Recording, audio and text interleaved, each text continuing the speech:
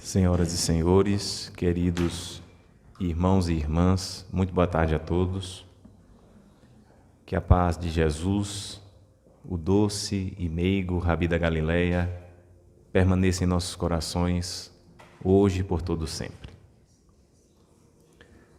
Nós fomos convidados nesta tarde para refletirmos sobre este tema que é um verdadeiro tabu, a morte.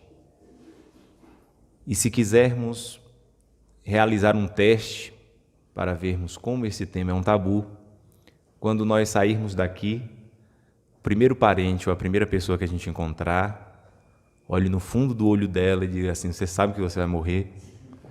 E veja a reação dela. Geralmente o tema morte, quando iniciamos, tem sempre alguém para dizer: vamos mudar de assunto? Porque tem pessoas que dizem: vai que a morte vai passando ali e se interessa por nos levar. Existem alguns mitos, né? As pessoas dizem: eu quero morrer dormindo, porque vai que dói, né? Então eu durmo, já acordo do outro lado. E nós vamos perceber que a doutrina espírita nos ajuda a superarmos muitos desses mitos que permeiam esta temática. Allan Kardec vai questionar, perguntando: a crença da imortalidade é intuitiva e muito mais generalizada do que a do nada. Entretanto, a maior parte dos que nela creem apresentam-se-nos possuídos de grande amor às coisas terrenas e temerosos da morte. Por quê? O codificador aqui está questionando que a crença da imortalidade é muito intuitiva e mais generalizada do que a do nada. Ou seja, está afirmando que nós trazemos em nosso mundo íntimo uma crença na imortalidade. E isso, se formos analisar, todos os povos, por mais isolados que sejam, por mais que recuemos no tempo, iremos encontrar vestígios desta crença na imortalidade. Mesmo antes, na pré-história e em outras eras, nós vamos encontrar a presença desta crença muito generalizada em meio aos povos. E Kardec, então, faz este contraponto questionando por que, paralela a esta crença muito intuitiva que nós temos na imortalidade, nós também nos apresentamos muito possuídos de amor às coisas terrenas e temerosos da morte. Em primeira análise, o codificador vai apontar que este temor, este receio, esta repulsa que nós temos da morte está ligada a algo muito natural, que é o instinto de conservação. Ele vai afirmar: este temor é um efeito da sabedoria da providência e uma consequência do instinto de conservação comum a todos os viventes. Sem esse freio, nos levaria a deixar prematuramente a vida e a negligenciar o trabalho terreno que deve servir ao nosso próprio adiantamento. Então, nós vamos perceber que não tão somente aos homens, no sentido de gênero humano, de seres humanos, mas também a todos os seres vivos, Deus faculta o instinto de conservação. E esse instinto de conservação tem a finalidade de fazer com que nós permaneçamos aqui o maior tempo possível, a fim de cumprirmos com os objetivos para os quais nós aqui nos encontramos. Então, é este instinto de conservação, por exemplo, que faz com que um cavalo à beira do abismo, ele recue, como tantos outros animais. Então, em primeira análise, esta repulsa, esse medo que temos na morte está ligado a algo muito natural, que é o instinto de conservação. Mas nos diz o codificador: à proporção que o homem compreende melhor a vida futura, o temor da morte diminui. Para libertar-se do temor da morte, é mister poder encará-la sob o seu verdadeiro ponto de vista, isto é, ter penetrado pelo pensamento no mundo espiritual, fazendo dele uma ideia tão exata quanto possível. Então o codificador vai afirmar algo que naturalmente nós sabemos, que é: nós temos medo do desconhecido. Então, a partir do momento em que nós não nos aprofundamos no conhecimento acerca da vida futura, ou se alimentamos algum tipo de ideia que nos retira esta compreensão da vida futura, nós vamos ter cada vez mais medo, repulsa, horror da morte. E é por isso que a doutrina espírita tem muito a contribuir. Kardec, em O Evangelho segundo o Espiritismo, capítulo 4, item 23, vai dizer que resta à humanidade 4 grandes alternativas que nos dão uma compreensão de vida futura ou nos retira esta compreensão. A primeira, e infelizmente no atual estágio que nós nos encontramos, é a corrente majoritária do pensamento humano, é a crença do nada, que tem como carro-chefe o materialismo. E o materialismo vai nos retirar completamente quaisquer concepções de vida futura. Vai nos dizer que a vida é o resultado que deflui do funcionamento dos órgãos, das interações químicas. Uma vez cessada essas interações, esse funcionamento, a vida cessa-se, como uma lâmpada que, desligando o interruptor, apaga-se. Então, este pensamento nos retira quaisquer perspectivas de continuidade da vida. E as consequências ético-morais desse pensamento são desastrosas.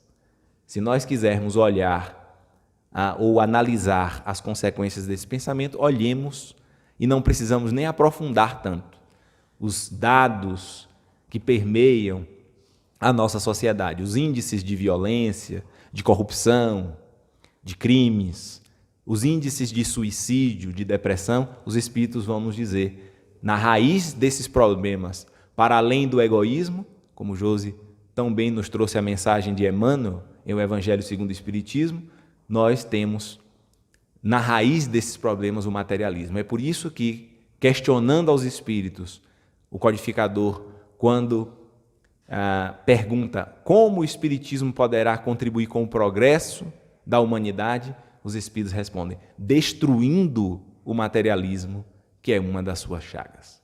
Então, nós temos aqui uma das respostas do porquê que a morte é um tabu em nosso meio. Porque, majoritariamente, predomina este pensamento materialista quando nós temos a perspectiva do nada.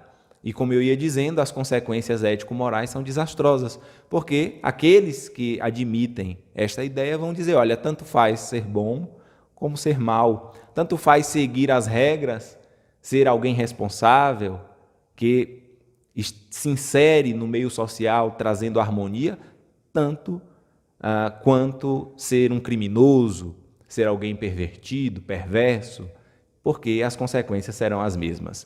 Todos se depararão com o grande nada.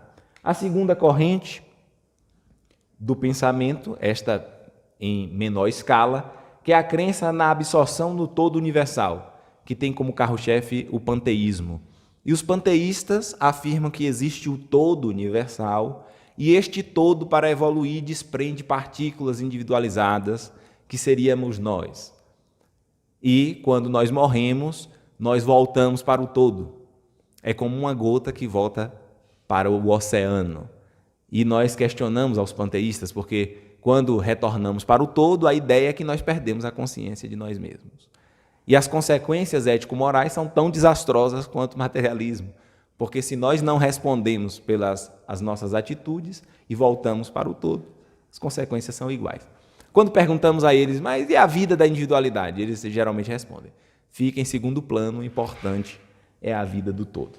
Temos uma terceira corrente de pensamento, que é a crença na individualidade que sobrevive à morte biológica e a fixação definitiva do destino após a morte, que tem como carro-chefe a teologia. E aqui, dentro dos segmentos religiosos, esta é a ideia predominante, é a ideia majoritária. Quando nós vamos constatar os teólogos afirmando nós temos espíritos, então já se tem uma ideia de uma individualidade que sobrevive à morte biológica e esse espírito terá a sua destinação fixada para a eternidade após a morte. E aí, durante muito tempo, ficamos numa dicotomia de céu e inferno, que atendeu aos nossos anseios, mas, como nos diz Kardec, à medida que o homem vai progredindo, amadurecendo o pensamento, ele vai buscando compreender melhor esta vida futura. E algumas pessoas começaram, então, a questionar os teólogos. Ora, se Deus é justo, Para onde vão as pessoas que não são nem tão boas para merecerem o céu e nem tão ruins para merecerem o inferno? E eles se viram na iminência de criar um terceiro local que eles chamam de purgatório. E isso na Idade Média se propaga de maneira muito intensa, a tal ponto que um padre medieval, a sua frase se celebrizou quando ele diz que toda vez que uma moeda bate no fundo do gasofilácio, uma alma sai do purgatório. Gasofilácio, aquele recipiente para as ofertas. E o que é interessante, porque eu achei que isso tinha ficado lá na Idade Média, mas quem quiser é só ir à Igreja Matriz, aqui em Vitória da Conquista, e olhar lá no fundo, do lado esquerdo de quem está saindo, 3 gasofilácios. Aí tem lá, para a paróquia, para a diocese e das almas. Então, a igreja ainda continua oferecendo as ofertas para retirar as almas do purgatório. Esta visão é curiosa porque aquele que vai para o purgatório, segundo os teólogos, nada podem fazer para modificarem suas situações. São os parentes que ficam no mundo físico e precisam rezar as missas, realizar as ofertas para retirar as almas do purgatório. Nós percebemos que esta é uma visão que nos traz uma concepção de vida futura que avança em relação às duas primeiras, porque já nos traz a ideia de consequências das nossas ações durante a nossa vida, mas não responde a questionamentos, muitos questionamentos, simples questionamentos que acompanham o pensamento humano desde há muito. Por exemplo, por que as crianças sofrem? Pois os teólogos nos dizem que nós temos uma única existência e, a partir daí, o nosso destino está fixado. As desigualdades não poderão ser justificadas à luz de um Deus soberanamente justo e bom, conforme encontramos nas Escrituras, à luz desta ideia. Nós vemos que ela avança, mas ainda é limitada. E é por isso que temos a quarta corrente de pensamento, a crença na individualidade, na existência de uma individualidade e a progressão indefinida desse espírito que tem como carro-chefe o Espiritismo. E o Espiritismo vai nos dizer, nós não temos espíritos, nós somos espíritos. E isso muda completamente a nossa percepção. Espíritos criados simples e ignorantes e que têm como destinação a plenitude, a felicidade que nós tanto almejamos. De Deus somos provenientes e para Deus retornaremos de maneira consciente. Conforme resume este processo evolutivo o poeta baiano Castro Alves na primeira estrofe do seu belíssimo poema Marchemos, através da pena mediúnica de Francisco Cândido Xavier, o patrono desta casa, quando ele nos diz: há mistérios peregrinos nos mistérios dos destinos que nos mandam renascer. Da luz do Criador nascemos, múltiplas vidas vivemos, para a mesma luz volver. Impressiona-me a capacidade dos espíritos emancipados de sintetizarem ensinamentos profundos em poucas palavras. Castro Alves, nesta primeira estrofe, ele sintetiza o processo evolutivo. Da luz do Criador nascemos, múltiplas vidas vivemos, para a mesma luz volver. De Deus somos provenientes e para Deus retornaremos de maneira consciente. Daí, a doutrina espírita nos retirar algumas concepções que nós tínhamos. A primeira delas é de descanso eterno. Quem estiver esperando o descanso eterno, lamento informar, não vai ter descanso eterno. Uma outra expressão muito utilizada é saudades eternas, né? E a gente muitas vezes não reflete. Saudade eterna é aquela saudade que nunca passará. Então não tem saudade eterna, é um até logo. Todo mundo que parte é até logo, porque logo será a nossa vez. E aprendemos que morte, na verdade, não é o contrário da vida. Morte é o contrário de nascimento. Nós nascemos e morremos como fenômenos biológicos, mas o espírito vive, independente de estar mergulhado na carne ou não. Então o Espiritismo vai nos ajudando a ter esta compreensão mais profunda. E aí, no livro Educação para a Morte, Herculano Pires, parafraseando Vitor Hugo, vai dizer: morrer não é morrer, mas apenas mudar-se. É nestes termos que o Espiritismo trata a morte. Morrer não é morrer, não significa o aniquilamento, é apenas mudar de vibração, mudar de casa. E nós vamos ver que a vida continua em todas as suas características. Aquilo que nós chamamos de mundo real, na verdade, é uma cópia imperfeita da verdadeira vida. A verdadeira vida é a vida do espírito que somos, não a vida como homens, no sentido de gênero humano. Porque somos espíritos tendo uma experiência momentânea como homens e não o contrário, como muitas vezes nós nos percebemos. Porque nós nos percebemos como homens e lá de vez em quando nos permitimos experiências espirituais. Lá de vez em quando a gente vai na casa espírita, lá de vez em quando a gente busca um passe, mas a verdade é que, em essência, somos espíritos tendo uma experiência momentânea como homens. E aí Herculano Pires vai dizer que as religiões podiam ter prestado um grande serviço à humanidade se houvessem colocado o problema da morte em termos de naturalidade.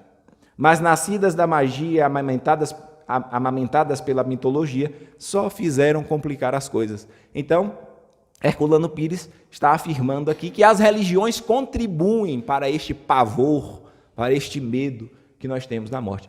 Mais especificamente, quando das tradições da patrística da Igreja Católica, que na Idade Média pintaram a morte com tintas horripilantes, apresentando-nos o demônio e os seus anjos com aquelas carantonhas horríveis, e nós lotamos os templos religiosos não por uma busca consciente, por espiritualização, mas por medo de Satanás e dos seus anjos e também por medo do purgatório. E aí, quando Kardec nos diz que à medida em que a gente vai compreendendo melhor a vida futura, este temor da morte tende a diminuir, surge a pergunta: basta conhecer? Então, conhecer o Espiritismo ajuda para que nós não tenhamos mais medo da morte? Eu fiquei sabendo que essa palestra serve tão somente para quem vai nos assistir pela rede mundial de computadores, porque eu fiquei sabendo que aqui no Chico Xavier ninguém tem medo de morrer. Está todo mundo preparado. A hora que chegar, está tudo certo. Então fica essa pergunta: basta conhecer? E olha o que Kardec vai perguntar aos espíritos na questão 63 de O Livro dos Espíritos.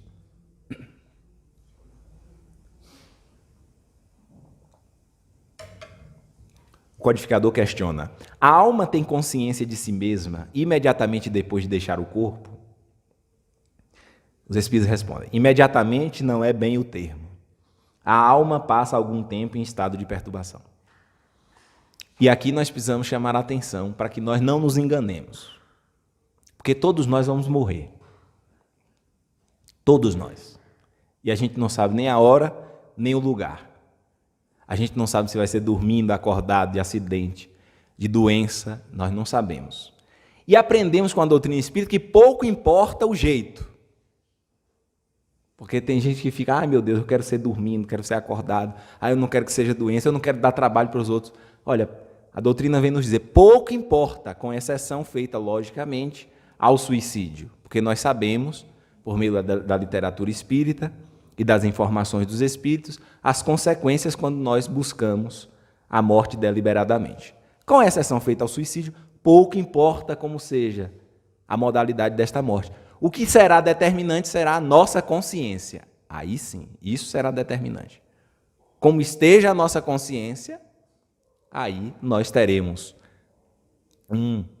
uma passagem tranquila ou turbulenta. Mas, para que nós não nos enganemos, reflitamos nesta resposta dada pelos Espíritos. Veja que Kardec questiona se a alma tem consciência de si imediatamente depois de deixar o corpo. E os Espíritos dizem: imediatamente não é bem o termo. A alma passa algum tempo em estado de perturbação. E essa resposta, eles não estão dizendo assim: olha, alguns passam, outros não, os bonzinhos não passam, os mauzinhos, os espíritas não passam. Eles vão dizer: a alma passa algum tempo em estado de perturbação.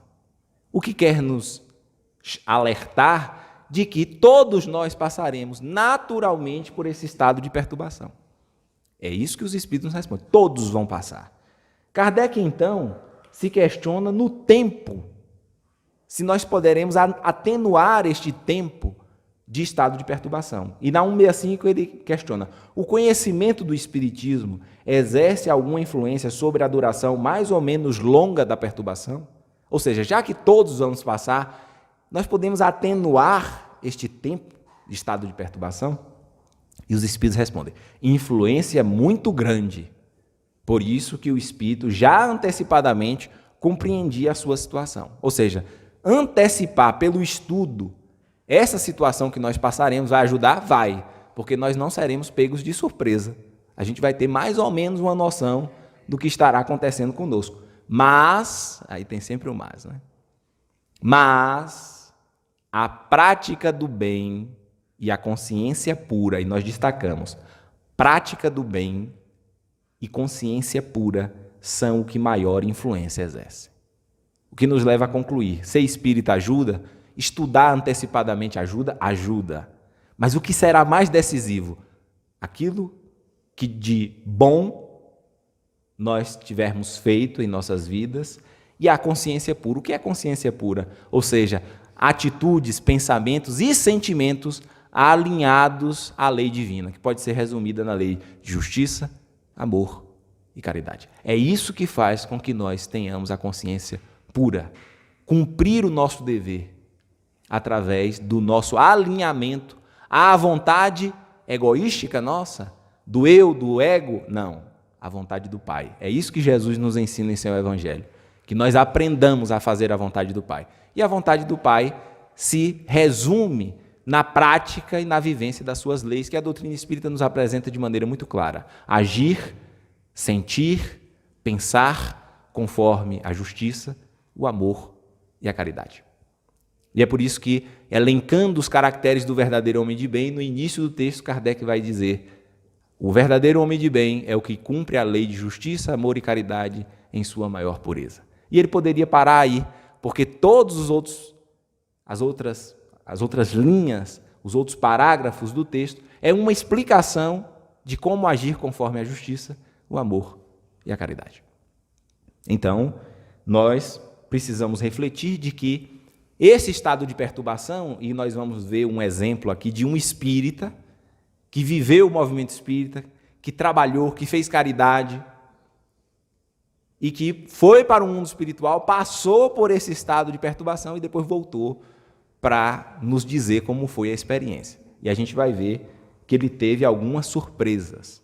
Então, nós somos convidados para, além de conhecer o Espiritismo, de também exercitarmos a sua vivência, o sentimento dessa mensagem, conforme nos vai dizer Kardec. Aqui não é para assustar ninguém, mas é para que a gente possa refletir maduramente. Um espírita nas trevas vai relatar André Luiz na obra Obreiros da Vida Eterna.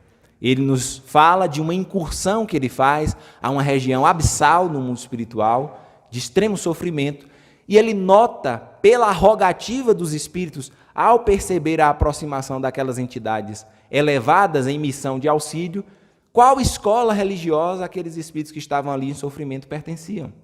Porque os católicos, aqueles que abraçaram as diretrizes do catolicismo na última existência, rogavam o auxílio dos santos da igreja. E ele então foi percebendo e chamou a atenção de André Luiz, uma senhora que, ao perceber a aproximação dos espíritos luminares, rogou auxílio nesses termos: Espíritos do bem, auxiliai-me. Eu conheci Bezerra de Menezes na terra, aceitei o espiritismo.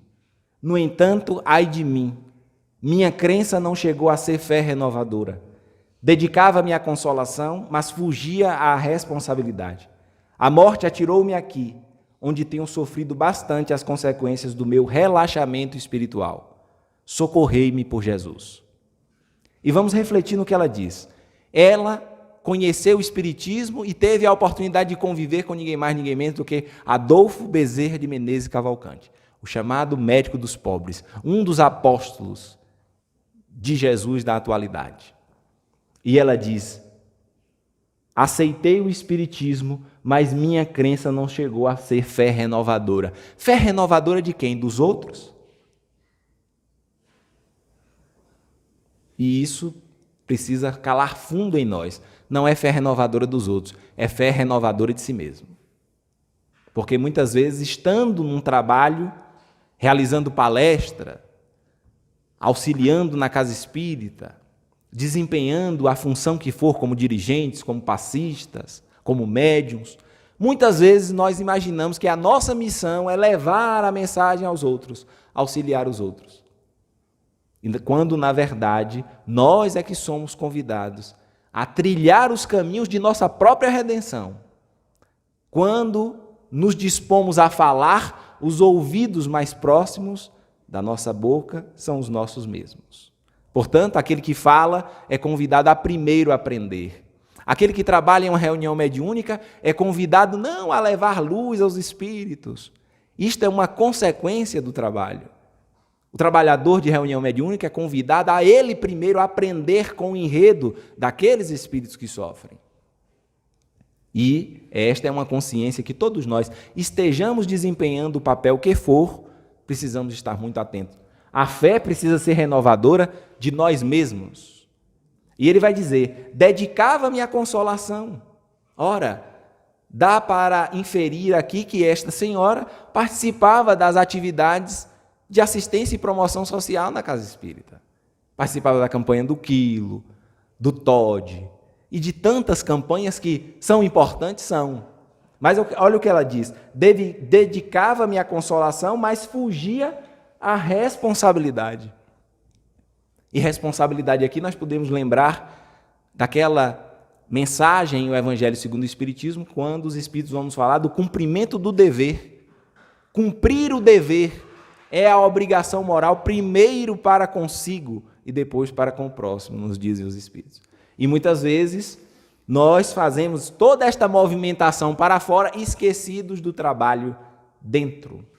E então, nós temos este relato que para nós serve como reflexão, como alerta, para que possamos estar atentos para com os nossos deveres e responsabilidades em conhecendo a doutrina dos Espíritos.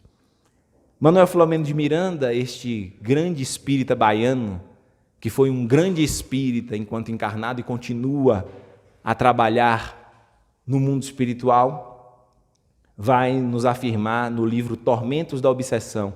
Há, desse modo, uma distância muito grande entre conhecer e vivenciar, ensinar e sentir, compreender e amar em profundidade, ajudando sempre e sem cessar. E o nosso desafio é isto, fazer com que aquilo que a gente conheça consubstancie-se em atitudes renovadas no bem, que a gente sempre persiga esta meta de vivenciar aquilo que nós conhecemos. E para nós finalizarmos o nosso trabalho e percebermos o desafio que está diante de nós, aprendendo com aqueles que já passaram pelos portais da imortalidade, como espíritas, nós temos este exemplo de Frederico Figner, que até hoje é considerado o maior estrangeiro que viveu no Brasil. Ele trouxe para o Brasil as primeiras obras de Thomas Edison, tornou-se um empresário de destaque, trabalhando junto aos artistas. Ele era um homem tão devotado à caridade que, percebendo que os artistas, ao envelhecerem, ficavam abandonados, doa o terreno para que se fundasse uma instituição que até hoje é referência no amparo aos idosos no Rio de Janeiro, que é o Retiro dos Artistas. Espírita, chegou a ser diretor da Federação Espírita Brasileira, numa época em que ninguém queria publicar livros espíritas, que o Código Penal brasileiro proibia expressamente a prática do espiritismo. Ele, com os próprios recursos, constrói o Parque Gráfico da Federação Espírita Brasileira. Trabalhador de reunião mediúnica, um espírita dedicado, enfim. Ele desencarna em 1947.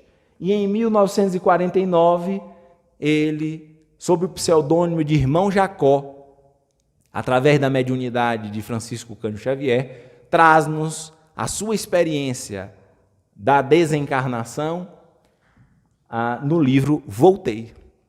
E ele sempre dizia para os companheiros, olha, quando eu desencarnar, eu volto para poder relatar a experiência pela qual passei. Ele desencarna e achava que este retorno seria breve e o relato se daria imediatamente. E quando ele volta, naturalmente era Emmanuel que coordenava a psicografia de Chico Xavier, e ele vê um tal de André Luiz, que nem sequer espírita era, lá para psicografar algumas obras. E ele então diz a Emmanuel, olha, eu quero psicografar. E Emmanuel diz mais ou menos, no jeito emanuelino, olha, aqui não é bagunça não, se você quiser, você entra na fila. E ele diz, mas ele não é nem espírita, esse André Luiz, eu vou ter que esperar. Ele diz, você entra na fila aí, se você quiser. Então ele passa esse período ali, mais de um ano aproximadamente, também para se adaptar ao psiquismo do médium, e em 1949, então, é publicada esta obra. E nós indicamos, porque é uma obra de um espírito espírita, escrita para os espíritas. Foi o primeiro livro espírita, escrito por um espírito espírita para os espíritas, ou seja, foi o primeiro espírita que desencarnou e voltou para dizer a realidade que encontrou. Então, é uma obra, Marcos chamava a nossa atenção aqui da importância da gente ir na fonte para compreendermos, para sedimentarmos o conhecimento espírita. Este livro é uma leitura muito interessante. E ele vai dizer, já no prefácio da obra, não se acreditem quitados com a lei, atendendo a pequeninos deveres de solidariedade humana. Olha a advertência de Frederico Figner. Ele que fazia muito bem isso. Naquela época, se podia fazer isso, ele subia as favelas do Rio com remédios, medicamentos e alimentos para as famílias carentes.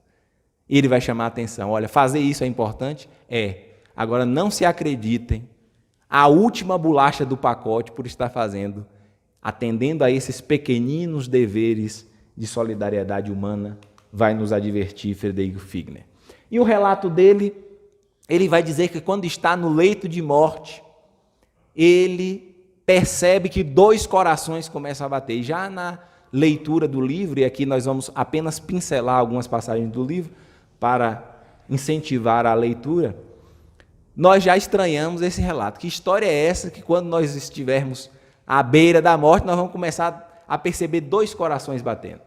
Interessante, porque a doutrina espírita nos fala do perispírito, ou corpo astral, ou como nos diz alguns estudiosos, o modelo organizador biológico.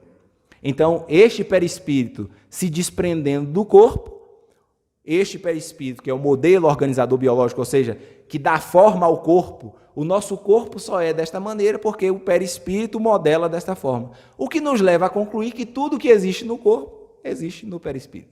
O perispírito se desprendendo, ele passa a perceber 2 corações. O coração que já estava no final de sua atividade, do corpo físico, e aquele que não cessaria, o do perispírito. Ele relata que percebeu de maneira entrevista a sua filha, que havia desencarnado há pouco tempo, ao lado do leito de morte. E também o irmão Andrade, que era o seu mentor espiritual, que estava ali no momento do desenlace, auxiliando com o passe. Ele então relata esse estado de perturbação. Veja, o espírita, trabalhador, passa por esse estado de perturbação. E como é que é o relato dele? Ele diz que não conseguia concatenar as ideias. Então, as ideias eram uma verdadeira confusão. E isso se dá naturalmente porque, acostumados na existência por longo período no corpo, quando está havendo esse desenlace, a gente fica estranhando este novo ambiente, o que é natural. Então ele fala que não conseguia concatenar as ideias, mas em um dado momento ele começou a ver o filme da própria existência passando em sua tela mental. E isso é um relato comum a muitas pessoas que desencarnaram e voltaram para dizer a realidade que encontraram, e também aquelas amplamente pesquisadas pela nossa ciência, daquelas experiências de quase morte, ou EQM.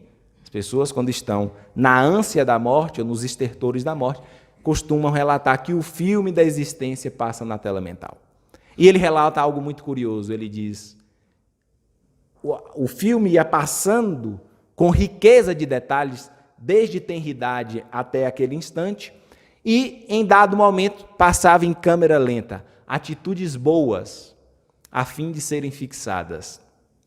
Em dado momento, novamente câmera lenta, atitudes ruins, a fim de serem fixadas. Por isso, a doutrina espírita nos convida para que nós façamos um caminho de autodescobrimento ou de mergulho em nós mesmos, o autoconhecimento, conforme vai nos dar a resposta dos Espíritos à questão 919, tão importante, que é o resumo do Evangelho de Jesus, a viagem para a província das nossas próprias consciências. Pois se não fazemos isto enquanto estamos a caminho, ou seja, durante a nossa existência física, este momento invariavelmente chegará com a morte. É o chamado nas Escrituras juízo final, que a gente fica esperando aquela grande cerimônia, Deus separando os justos dos injustos, quando na verdade é a nossa própria consciência que vai passar em revista as nossas atitudes. E aí, se estamos acostumados em nos analisar, será como ver a Lagoa Azul na Globo na sessão da tarde. Não será um filme inédito, a gente já vai saber o roteiro. Já estou sabendo. Difícil é quando nós estamos acostumados a olhar o outro, a observar os outros, negligenciando esta viagem para dentro, e aí a gente começa a ver um filme de terror nessa hora, cujo personagem principal somos nós. Então, evitando que esta hora seja uma hora traumática, que nós possamos iniciar esta viagem para dentro. Um pouco mais livre do corpo físico, ele percebe a presença espiritual do benfeitor Bezerra de Menezes. Nós percebemos que o espírito continua vinculado, eu não sei se vocês estão conseguindo ver com muita clareza, ao corpo físico por este cordão chamado cordão de prata ou cordão fluídico, que é este fenômeno que nós passamos toda noite. Quando nós vamos dormir, existe um fenômeno chamado de emancipação da alma. Quem descansa é o corpo e nós vamos viver a vida de espírito. Quando o perispírito se desprende, continua ligado ao corpo físico por esse cordão de prata, ou cordão fluídico. Daí a importância de nós buscarmos a espiritualização, abandonarmos as paixões, trabalharmos por desenvolver sentimentos nobres, para que neste momento a desvinculação do corpo físico se dê de maneira mais célere. Esse estado de perturbação seja de uma duração menor, pois à medida em que nós vamos nos chumbando a matéria pela vivência das paixões, dos instintos, pelo apego aos valores do mundo, esse desenlace ou a desencarnação se tornará cada vez mais duradoura ou demorada, ao ponto de alguns espíritos demorarem meses, anos, séculos alguns. Então, no caso de Frederico Figner, algumas horas após a desencarnação, ele estava ainda vinculado ao corpo físico. O seu estado de perturbação era tamanho e a prostração, dada a influência do corpo físico, que o Dr. Bezerra o leva a uma região de praia no Rio de Janeiro para que, com as energias do mar, ele pudesse se sentir um pouco mais revigorado. E nós notamos que o perispírito ainda continua vinculado ao corpo físico. Um pouco mais tarde, o benfeitor o convida para que se aproximasse do corpo físico para realizar a última operação magnética para desatar, por assim dizer, o último laço que o prendia ao corpo. Então, nós vemos que o perispírito está aqui, vinculado ao corpo físico, já no ambiente do velório, no ambiente doméstico, e Dr. Bezerra, então, fazendo esta última operação magnética. E ele diz que quando o Dr. Bezerra está realizando esta operação, ele sente uma pressão enorme na cabeça. Mas que, finalizada a operação, ele se sente muito bem, porque já não mais experimentava ali as impressões do corpo físico, se sente mais leve, flutuando sob uma nova atmosfera. Se sente tão bem que começa a passear pelo ambiente do próprio velório. E ele então nota que algumas entidades espirituais estavam próximas, não muito simpáticas a ele, e ele ouve comentários não muito agradáveis, tenta dialogar com os espíritos. O Dr. Bezerra adverte: Figner, esta conversa não lhe fará bem agora, se preserve.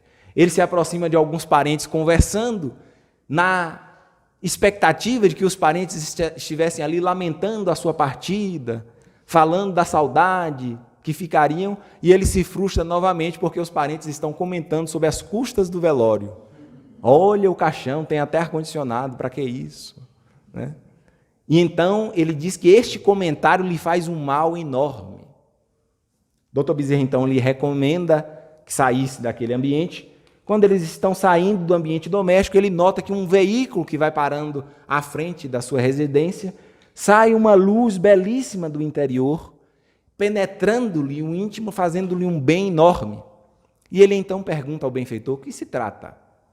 E Dr. Bezerra diz: é um parente que faz uma prece sincera por você. E diante desses dois comentários de Frederico Figner, chama a atenção de todos nós espíritas para a nossa postura nos velórios. Eu não sei no meio em que vocês convivem, mas no meio em que eu convivo, velório costuma ser um grande encontro social. Então, aquela pessoa que nunca tem tempo de lhe fazer uma visita, no velório ela vai, e aí quer colocar o papo em dia. Então, imaginemos como gera desconforto para um recém-desencarnado, que nós sabemos, à luz do Espiritismo, está em estado de perturbação, porque a desencarnação é recente. Esses comentários, tem pessoas que fazem piadas, né? Até para mudar o clima ali do ambiente, não tem muita maturidade para lidar ali com o luto, utilizam bebidas alcoólicas. Então, nós precisamos colaborar quando estivermos nesses ambientes, com uma prece sincera, com o nosso silêncio, colaborando assim com o irmão desencarnado. Dr. Bezerra, como todo espírito elevado, não vem à crosta para acolher, auxiliar somente uma pessoa. Os espíritos emancipados sempre auxiliam a coletividade. E além de Frederico Figner, que estava acabando de desencarnar, Dr. Bezerra auxilia cerca de outros 14 espíritos que estavam desencarnando ali, próximo ao Rio de Janeiro. E quando eles estavam aguardando a comitiva para irem à colônia onde iriam residir, ele percebe que Dr. Bezerra ampara uma professora que vem lá do interior do Rio de Janeiro com uma luz belíssima espargindo-se do seu centro cardíaco. E ele olha então a professora iluminada e diz: ora, como ela está iluminada. Isso ele pensando. E a filha dele, que o acompanhava, chama-lhe a atenção dizendo: papai, muito cuidado. Aqui no mundo espiritual, os espíritos percebem o pensamento e está todo mundo sabendo que o senhor está com inveja da luz da professora. Se controle. E ele então olha para ele mesmo e ele está todo apagado. E a professora iluminadíssima. E ele então pensa: se eu soubesse, eu tinha sido professor de escola pública e não espírita, né? Então, ele relata que Dr. Bezerra reúne esses espíritos, pede a esses espíritos que elevem o pensamento ao alto, pois faria uma viagem ascensional, saindo da crosta para a colônia onde iriam residir e atravessaria uma grossa camada de umbral. Eles fazem então esta viagem.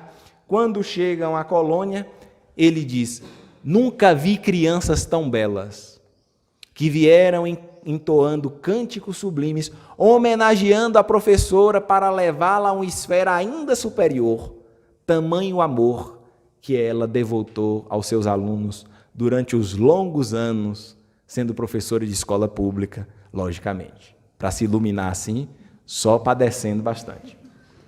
Então, ele diz que a professora faz esta viagem ascensional. Logo em seguida, ele reencontra os antigos companheiros que laboraram com ele na Federação Espírita Brasileira, Caibá Chútel, Guilom Ribeiro, Bittencourt Sampaio. E ele então tem um novo choque, uma nova surpresa, porque os companheiros estão todos iluminados e só ele apagado. Agora você imagina, Josi, você desencarnar, aí todo mundo vai antes e você fica. Quando você chegar lá do outro lado, vem os companheiros aqui do Chico. Ô, Josi, que bom que você veio. Está todo mundo iluminado, só você apagado. Certamente você vai dizer assim, né? Eu diria, onde foi que eu errei? Né? Todo mundo se iluminou e eu estou aqui.